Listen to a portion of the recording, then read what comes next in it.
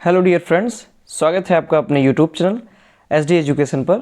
आज है 1 अगस्त 2024 और हम बात करेंगे रेगुलर की तरह आज के most important current affairs question के बारे में। अगर आप वीडियो पर पहली बार आए हुए हैं तो वीडियो को लाइक करें, अपने दोस्तों के साथ वीडियो को अधिक से अधिक शेयर करें और हमारे चैनल को सब्सक्राइब भी करें ताकि आने वाली कोई भी वीडियो हो उसका नोटिफिकेशन आप तक तुरंत पहुँचे। तो चलिए शुरू करते हैं हम आज के most important current affairs question के बारे में। तो आज का हमारा पहला क्वेश्चन है, हाल ही में वर्ल्ड रेंजर डे कब मनाया गया? यानी कि जो वर्ल्ड रेंजर डे है, वर्ल्ड रेंजर डे या विश्व रेंजर दिवस है, यह कब मनाया गया? तो ए ऑप्शन है 28 जुलाई, बी ऑप्शन है 29 जुलाई, सी ऑप्शन है 31 जुलाई और डी ऑप्शन है 30 जुलाई। तो इस प्रश्न का सही जवाब हो जाएगा ऑप्शन नंबर सी, यानी कि प्रत्येक वर्ष 31 जुलाई को वर्ल्ड रेंजर डे मनाया जाता है। आप यहाँ पे देख सकते हैं विश्व रेंजर दिवस। और इसके बारे में अगर हम और डिटेल से चर्चा करें तो विश्व रेंजर दिवस जो है ये हर साल 31 जुलाई को दुनिया भर में मनाया जाता है। रेंजर्स होते क्या हैं? तो रेंजर्स वे लोग होते हैं जो पार्कों और जंगलों में प्रकृति और जानवरों की सुरक्षा करते हैं। वे पर्यावरण को सुरक्षित और स्वच्छ रखने में मदद करते हैं ताकि हर कोई इसका आनंद ले सके। यानी कि रेंजर कौन लोग होते हैं? तो रेंजर वे लोग होते हैं जो हमारी प्रकृति की रक्षा करते हैं, प्रकृति के साथ साथ जंगलों के, पार्कों की, इन सभी की रक्षा करते हैं, पर्यावरण को सुरक्षित रखते हैं, स्वच्छ रखते हैं। वे सभी लोग रेंजर कहलाते हैं।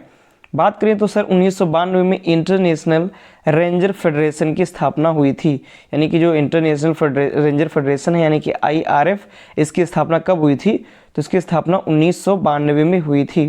नेक्स्ट क्वेश्चन है हमारा, हाल ही में रीन्यू ने कहां पर मेगावाट की सौर परियोजना का उद्घाटन किया है? यानी कि रीन्यू इसने कहां पर मेगावाट की सौर परियोजना का उद्घाटन किया है? तो ए ऑप्शन है गुजरात, बी ऑप्शन है हिमाचल प्रदेश, सी ऑप्शन है राजस्थान और डी ऑप्शन है पश्चिम बंगाल। तो इस प्रश्न का सही जवाब हो जाएगा ऑप्शन नंबर सी, यानी कि राजस्थान में रीन्यू ने मेगावाट सौर परियोजना का उद्घाटन किया हुआ है। आप यहाँ पर देख भी सकते हैं, ये सौर परियोजना है, सोलर परियोजना है। तो रीन्यू ने solar energy corporation of India limited यानी कि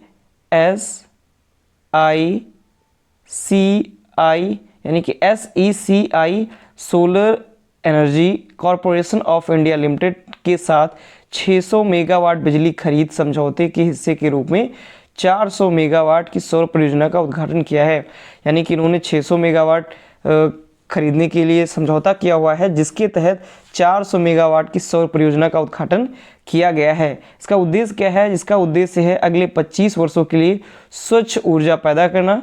और उसका उद्घाटन किसने किया है? तो जो राजस्थान के जो मुख्यमंत्री हैं CM भजन लाल, इन्होंने इसका उद्घाटन किया हुआ है। अब बढ़ेंगे नेक्स्ट क्वेश्चन की तरफ। हमारा अगला क्वेश्चन है, हाल ही में बहामास कॉमनवेल्थ के हाई कमिश्नर कौन बने हैं? यानी कि जो बहामास कॉमनवेल्थ है उसके हाई कमिश्नर कौन नियुक्त किए गए हैं? तो ए ऑप्शन है जतिन सप्रू, बी ऑप्शन है आकाश तिवारी, सी ऑप्शन है मयंक जोशी और डी ऑप्शन है TV रमन।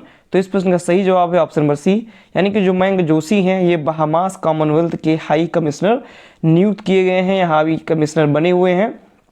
आगे अगर हम बात करें तो मयंक जोशी बहामास कॉमनवेल्थ के हाई कमिश्नर बनाए गए हैं। मयंक जोशी जो हैं ये मासाकोई रंगसम की जगह नियुक्त किए गए हैं। यानी कि इनसे पहले जो नियुक्त थे वो थे मासाकोई रंगसंग और इनकी जगह पर ही मयंक जोशी को नियुक्त किया गया है। जो मयंक जोशी हैं वर्तमान में जमैका में भारत के हाई कमिश्नर हैं। यानी कि जो जमैका है वहाँ पर भारत के हाई कमिश्नर हैं और वहाँ से इनको बहामास कॉमनवेल्थ के हाई कमिश्नर नियुक्त कर दिया गया है। बात करें तो इन्हें 29 अगस्त 2023 को जमैका में हाई कमिश्नर के रूप में नियुक्त किया गया था। यानी कि जो जमैका है यहाँ पर इनको कब नियुक्त किया गया था हाई कमिश्नर के रूप में?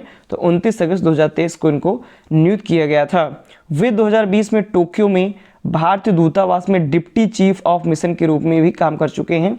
यानी कि ये कई सारे महत्वपूर्ण पद हैं, उन पदों पर ये नियुक्त किए जा चुके हैं, जिनमें से सन 2020 में टोक्यो में स्थित दूतावास, भारतीय दूतावास जो है उसके डिप्टी चीफ ऑफ मिशन के रूप में काम ये कर चुके हैं। नेक्स्ट क्वेश्चन की तरफ बढ़ेंगे। हमारा अगला क्वेश्चन है, हाल ही में REIL का अगला प्रबंधक किसे नियुक्त किया गया है? यानी अगला प्रबंधक किसको नियुक्त किया गया है? REIL का ए ऑप्शन है ब्रजेश दीक्षित, बी ऑप्शन है आनंद जौहरी, सी ऑप्शन है रमेश वैशाली और डी ऑप्शन है संदीप अवस्थी। तो इस प्रश्न का सही जवाब है ऑप्शन नंबर ए, यानी कि जो ब्रजेश दीक्षित हैं इन्हें REIL का अगला प्रबंधक नियुक्त किया गया है। आप यहाँ पे देख भी सकती हैं ब्रजेश दीक्षित आर्टिकल में, और इनको ही ब्रजेश दीक्षित जो है इनको Rajasthan electronic and instruments limited, जिसे REIL के नाम से जानते हैं, इसके अगले प्रबंध निदेशक यानी कि MD मैनेजिंग डायरेक्टर के रूप में नियुक्त किया गया है।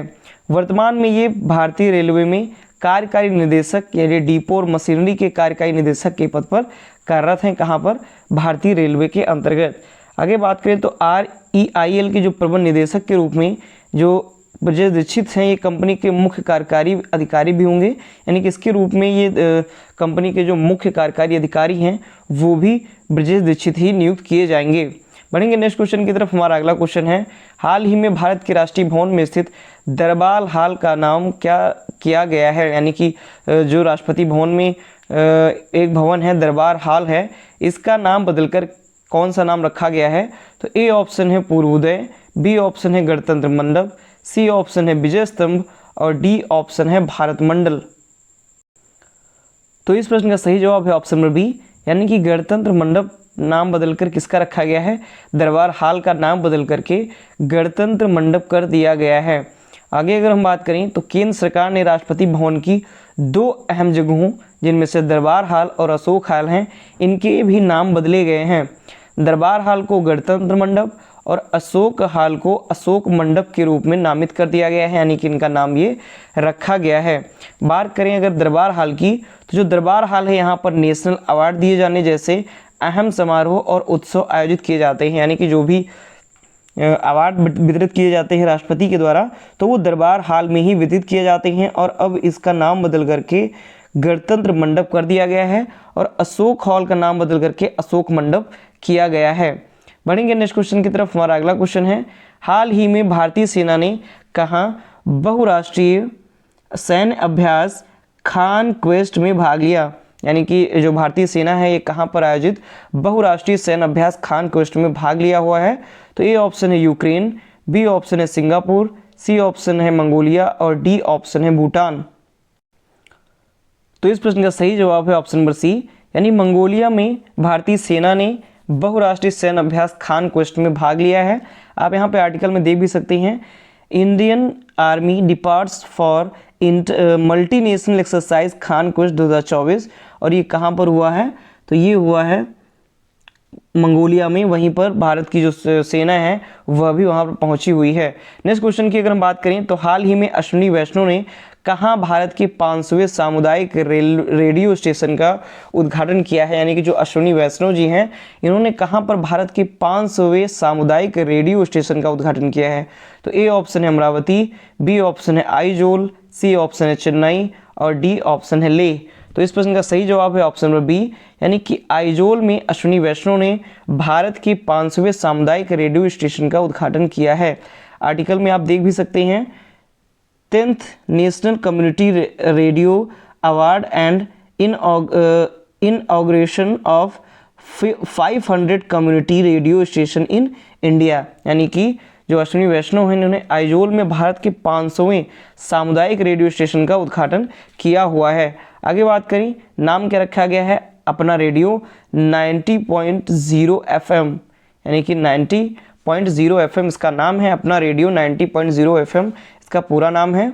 और आगे अगर बात करें तो अश्विनी वैष्णव ने 10वें राष्ट्रीय सामुदायिक पुरस्कार के विजेताओं की घोषणा भी की, यानी कि इस समारोह के दौरान जब इन्होंने इसका उद्घाटन किया है उसी के दौरान इन्होंने 10वें राष्ट्रीय सामुदायिक पुरस्कार के विजेताओं की घोषणा भी की हुई है।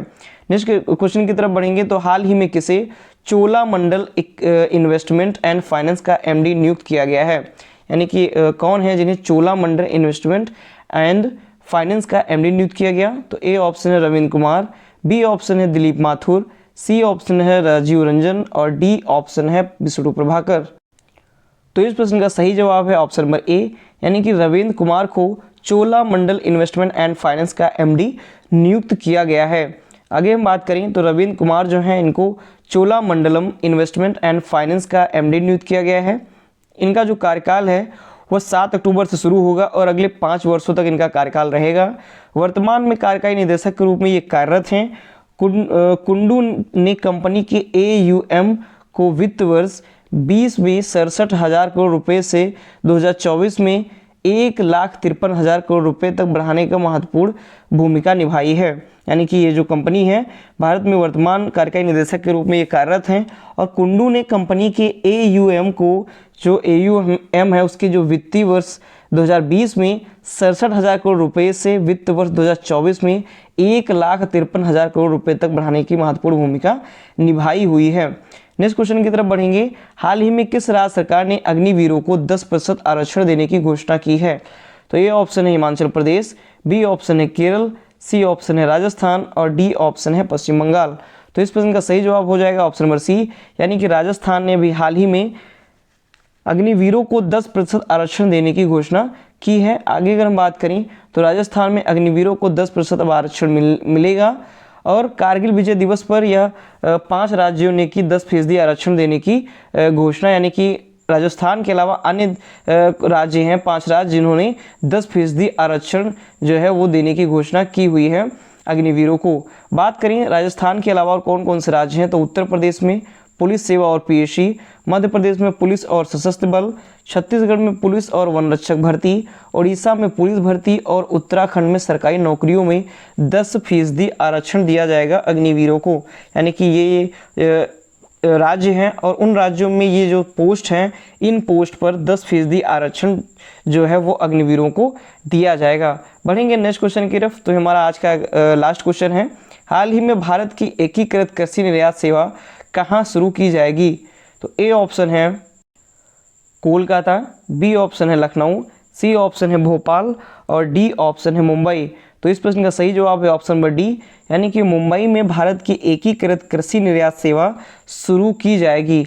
आगे बात करें तो port of India Jawaharlal Nehru जो पोर्ट है जो कि मुंबई में स्थित है, मुंबई महाराष्ट्र में, यहीं पर ही यानी भारत की पहली एकीकृत कृषि निर्यात सेवा जो है ये मुंबई के जवाहरलाल नेहरू बंदरगाह से शुरू की जाएगी। अगर परियोजना अवलोकन की बात करें कि परियोजना में क्या कुछ होगा, तो जवाहरलाल नेहरू पोर्ट मुंबई में 284.19 करोड़ रुपए की PPP परियोजना है।